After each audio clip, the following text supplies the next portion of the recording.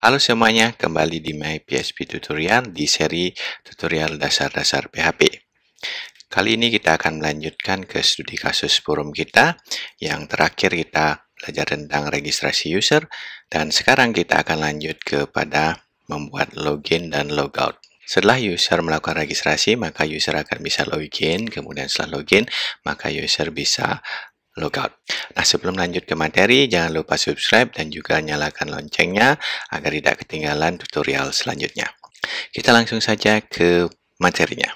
Di tutorial sebelumnya kita sudah membuat sebuah form login, ya, yang mana form login itu belum terbentuk. Jadi kalau kita lihat di halaman websitenya masih seperti ini ya.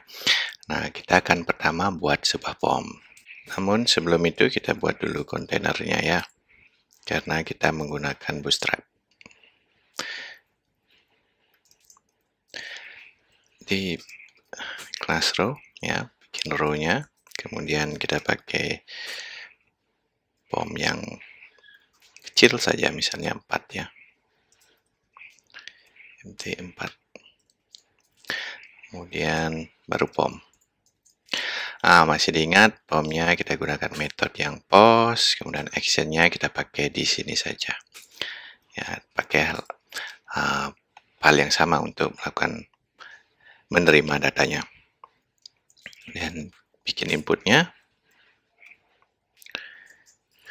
kemudian label ya, label class form input, form label, dan namanya email. Nah, kemudian input type email, si class form control. Kemudian di sini ada name yang paling penting ya, ke email. Bagi yang masih lupa, bisa pelajari lagi tutorial sebelumnya, yaitu tentang mengirim data ke server ya. Kemudian ini password ya, kemudian masukkan password kecil, kemudian tabnya adalah password. Kemudian kita tambahkan juga di sini require ya, biar usernya memasukkan email dan passwordnya. Kemudian ada di sini button type submit ya, submit, dan login. Ini kita tambahkan class dan button primary. Nah, coba kita lihat hasilnya. Kita refresh, ada form loginnya ya, saya perbesar sedikit. Ada form login ya. Kemudian kalau kita ini nanti diminta ya karena ada require. Nah, sekarang kita bikin yang namanya kodenya ya.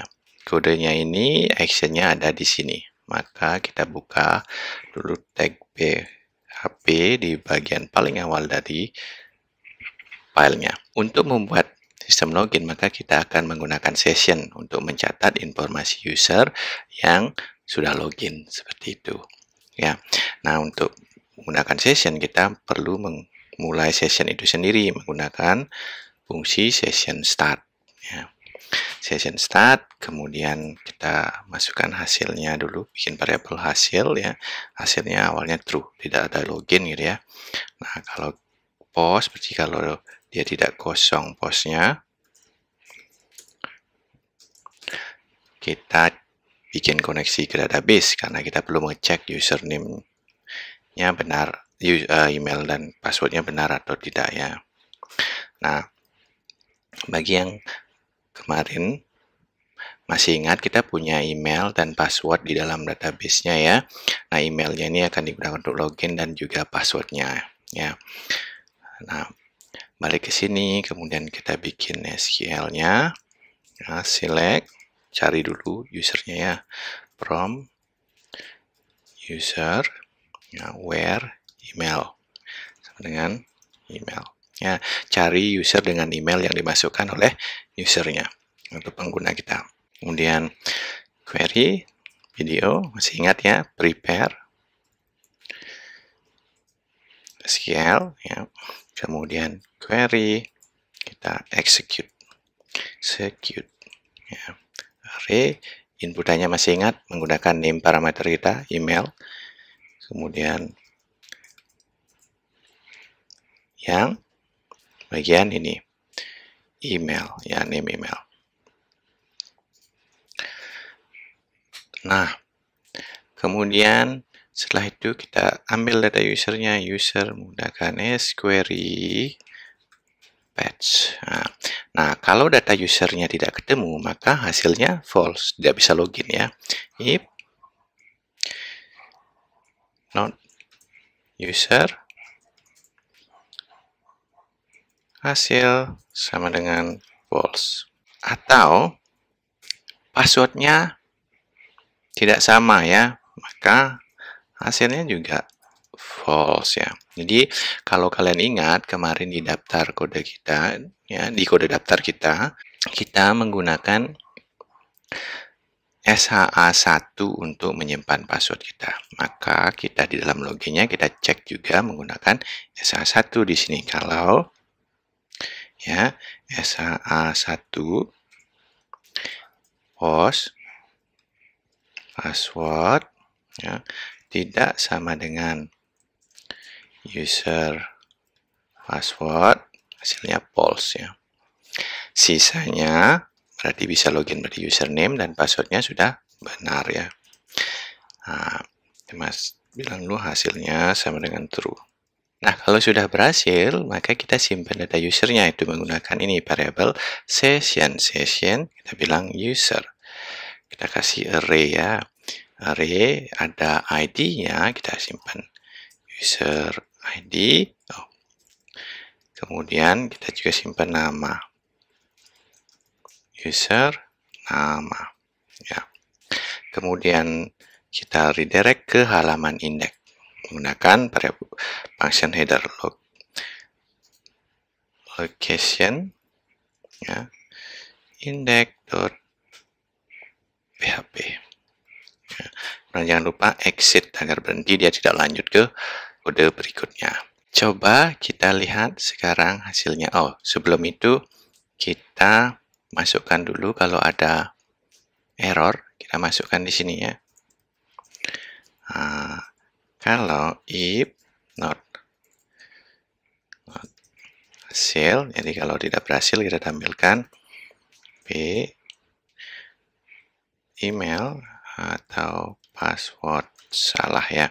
Jangan pernah menampilkan informasi yang terlalu detail di halaman login ya. Karena nanti bisa memberikan misalnya user tidak ada, oh belum ada, seperti itu. User sudah ada, password salah, nanti dicoba nanti WordPress biar passwordnya ketemu ya. Nah, kita coba lihat hasilnya ini di sini. Nah, saya masukkan misalnya tes. Email atau password salah. Nah, kita punya Johnny ya, kita coba Johnny at example.com. Selamat datang. Nah, kemudian sudah berhasil ya login ya. Pertama kita bikin dulu dia yang namanya di sini adalah sesinya di start, kemudian dicek sudah mengklik tombol login ya, kemudian bikin query, lihat email yang sama, kemudian cek apakah usernya ada, kemudian passwordnya sama, kalau sama baru boleh kan user untuk login. Nah, sekarang kalian lihat di sini menunya masih registrasi dan login. Bagaimana biar menunya menjadi logout gitu ya. Nah, di bagian index pertama kita juga perlu melakukan start biar tahu usernya sudah login apa tidak. Kita pakai juga di sini session start ya. Tanpa session start kalian tidak bisa mengakses variabel dari session ini ya. Nah, kita lihat menunya. Nah, di sini menunya ini, dua ini muncul kalau dia belum login. Nah, kita bilang di sini ya, if ya, tidak ada variabel, bukan server ya, variabel ini ya yang di login kita bikin tadi, kalau tidak ada user ya. atau ya, kosong, sessionnya kosong, ya. Baru nanti tampilkan menu ini. Sisanya tampilkan menu user yang sudah login ya. Nah, kita copy dulu ini muncul kalau sudah login dia muncul logout. Nah, logout tidak perlu namanya aktif ya, karena cuma diklik ya. Nah, coba kita lihat hasilnya. Nah, ada logout ya. Kita bikin satu file lagi. Logout.php ya. Logout.php itu sangat sederhana lagi ya. Yaitu sangat sederhana sekali, yaitu menghilangkan data user tadi ya. Jadi pertama kita start sessionnya dulu ya. Kemudian hilangkan semua data tadi. Login ini kita pakai session user ya. Kita hilangkan semua data itu sama dengan, nah ini sama dengan 0. Kemudian unset ini ya. Kemudian kita pakai session destroy, artinya dihilangkan sesinya, hapus gitu ya. Kemudian bawa lagi ke halaman login.php ya. Selesai. Nah, sederhana sekali membuat logout itu. Pertama sesi di start, kemudian hilangkan semua informasi sesi yang user buat. Dalam contoh kita hari ini adalah kita hanya membuat satu session ya, user, informasi satu aja user yang isinya array. Di logout kita hilangkan semuanya ya, di set 0, kemudian di unset, setelah itu kemudian di destroy sessionnya, dibalikkan ke halaman login. Kalau kita coba ya, logout, nah, kembali ke halaman login ya. Jadi kalau saya login lagi, masukkan passwordnya, selamat datang ya. Kalau saya mau tambahkan informasi yang lain di sini, misalnya di sini kan selamat datang di forum PHP.